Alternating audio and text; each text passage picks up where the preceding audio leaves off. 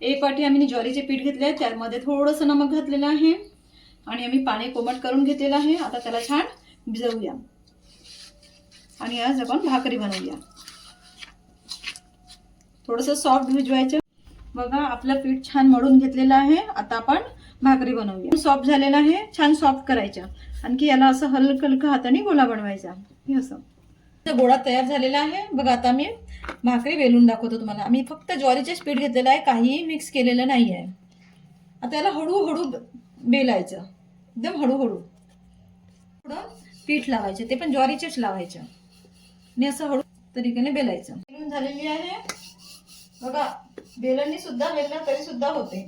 बघा आता आपण भाकरी टाकूया आणि याला थोडं पाणी लावूया या तरीकेने.